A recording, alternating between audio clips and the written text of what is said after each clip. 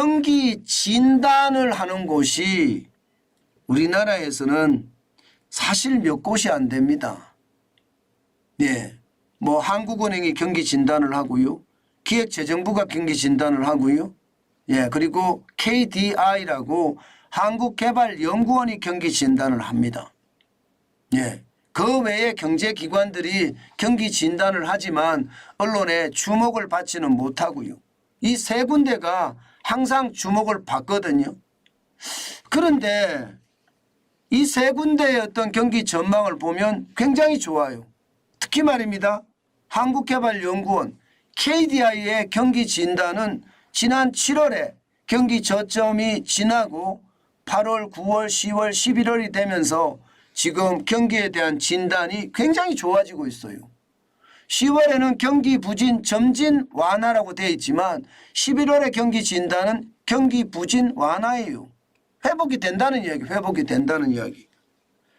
그런데 이거를 동의하기가 참 쉽지 않죠.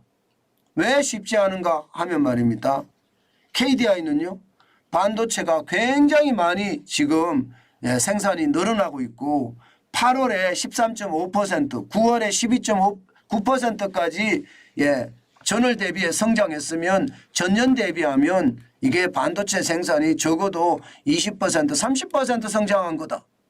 그러니 전산업 생산도 8월에 2.2였지만 9월에도 1.1로 성장세를 이어가고 있는 것 아니냐. 바로 이것을 보면 우리 경제가 좋아진다는 신호다. 이렇게 지금 KDI는 해석하고 있거든요. 그런데 과연 이 신호가 맞을까? 이거를 좀 생각해 봐야 합니다. 당장 말입니다. 미국의 국채금리가 상승하고 있죠. 또 중동 전쟁은 지금은 그렇게 큰 영향을 안 미칠지 모르지만 저 정세가 어떻게 되느냐에 따라서 시장에 영향은 굉장히 많이 미칠 수도 있습니다. 그것도 감안을 해야 되고요. 또한 말입니다. 또한 제가 보는 것은요. 생산이 중요한 건 맞습니다. 그리고 생산이 많이 늘어난다는 것은 소비가 많이 이루어지고요. 수출이 많이 이루어진다는 뜻이니까 경기가 좋다. 이렇게 경기가 회복되고 있다. 이렇게 전망하는 건 맞다고 봅니다. 그러나 여러분 수출이 지금 증가는 하고 있지만요. 기본적으로는 기저효과라는 게 있습니다.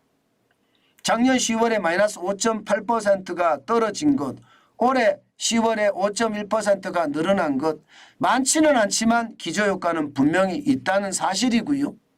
앞으로도 기저효과는 계속 발현이 돼서 아마 수출 증감률은 더 올라갈 거다.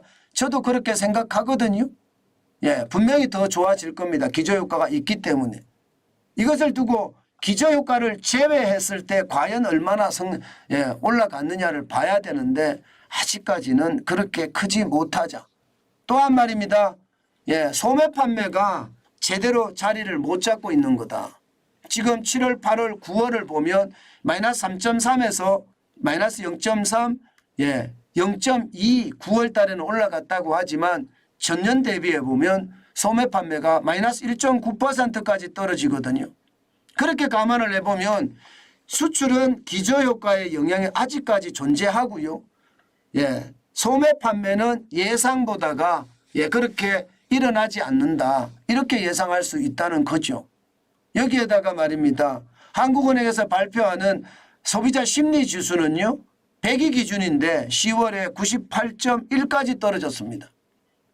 지난 8월까지만 하더라도 103.1로 소비자 심리지수, 쉽게 말하면 소비자들이 소비를 많이 할 수 있는 그런 가능성을 가지고 있었습니다만은 또다시 무너진다고 생각하거든요.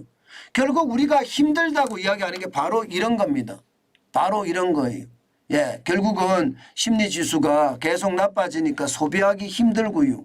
소매 판매하려고 봤는데도 이자 내니라고 정신없다.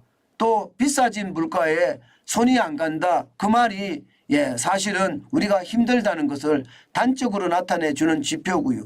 수출이 좋다고 하지만 체감하기가 쉽지가 않다. 수출이 체감이 되려고 그러면요. 적어도 몇 달이 걸립니다. 수출 기업들이 임금을 팍팍 주고 성과금을 주기 시작할 때 사실은 경기가 좋아지는 모습을 보일 수 있거든요. 그러나 아직까지는 그런 모습은 보이지 않는다는 것. 그렇게 생각하면 아직 경제가 완연하게 회복됐다 이렇게 이야기할 수는 없다 이렇게 이야기할 수 있고요. 특히 말입니다. 저성장의 늪에 빠져 있는 것은 사실이다. 왜? 현재 경기를 나타내주는 동행지수 순환 변동치를 보면 4개월째 하락을 하고 있고요. 또 하락하는 수치가 99.3이에요. 100이라는 기준점 아래라는 거고요. 선행지수 순환 변동치도 말입니다.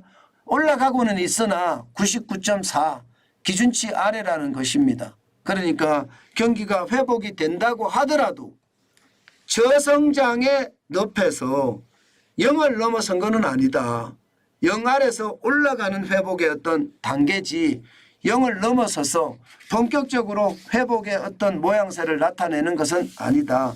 이것은 분명해 보입니다. 저는 이렇게 저성장이 길어질 거라고 보거든요. 금방 말입니다. 시장이 좋아진다고 저는 생각하지 않습니다. 그렇기 때문에 시장에서는요. 그만큼 위험성이 따른다. 그런 생각도 함께 해봅니다.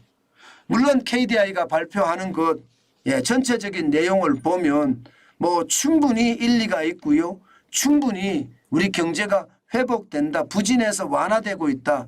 이 말은 이해할 수는 있으나 이게 경기 회복이라는 관점에서 본다면 조금 우리가 무리하게 보는 거다. 이렇게 생각하면 될 것 같습니다. 경기 부진이 완화된다. 이 정도 해석하는 게 좋을 것 같아요. 경기 부진 완화. 경기 부진이 아니라 경기가 좋다. 호조가 아닙니다. 경기 호조 이게 아닙니다. 그렇기 때문에 우리에게 느끼는 것은 그만큼 떨어질 수밖에 없는 게 현실이다. 이렇게 보면 될 것 같습니다.